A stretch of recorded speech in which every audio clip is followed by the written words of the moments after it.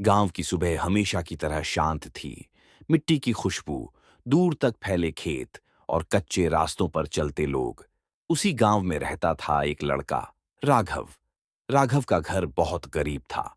पिता खेतों में मजदूरी करते थे और माँ घर घर जाकर काम करती थी। कई बार ऐसा होता था कि घर में दो वक्त की रोटी भी मुश्किल से मिलती थी। लेकिन राघव के अंदर एक आग थी, कुछ बड़ा करने की, कुछ अलग करने की। गांव के लोग अक्सर कहते, अरे, हमारे बस का नहीं है ये सब, बड़े शहरों के लोग ही बड़ा करते हैं। लेकिन राघव ये बात मानने को तैयार नहीं था। वो हर रोज स्कूल के बाद खेतों में काम करता और रात को टिमटिमाते बल्ब के नीचे पढ़ाई करता। उसके पास ना अच्छे कपड़े थे, ना महंगे किताबें, लेकिन उसके पास एक चीज थी, सपना। एक दिन उसने अपने मास्टर जी से पूछा, सर, क्या मैं भी बड़ा आदमी बन सकता हूं? मास्टर जी मुस्कुराए और बोले, अगर तू खुद पर भरोसा रखेगा तो तुझे कोई रोक नहीं सकता। यही बात राघव के दिल में बैठ गई। समय बीतता गया। राघव ने जैसे तैसे 12वीं पास की।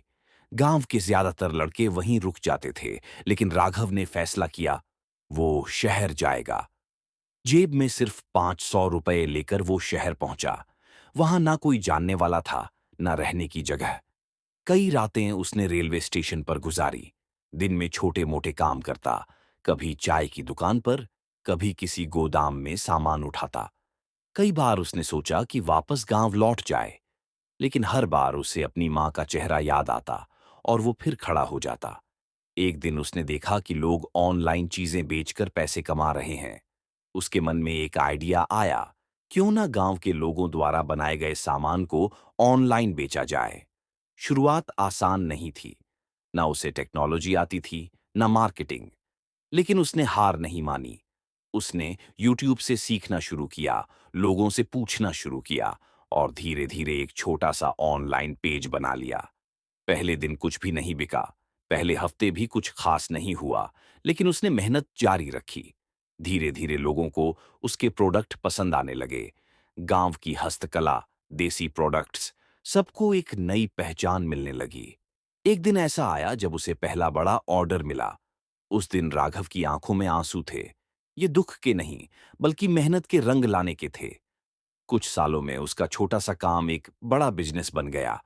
अब वो सिर्फ खुद नहीं, बल्कि अपने गांव के कई लोगों को रोजगार दे रहा था। जिस गांव में लोग कहते थे, हमारे बस का नहीं, आज उसी गांव के लोग राघव की मिसाल देते थे। एक दिन राघव अपने गांव लौटा। वही कच्चा घर, वही रास्ते, लेकिन इस बार उसके साथ थी उसकी मेहनत की कहानी। उसने अपने पिता से कहा, अब आपको मजदूरी नहीं करनी पड़ेगी। और उसकी मां की आंखों में खुशी के आंसू आ गए।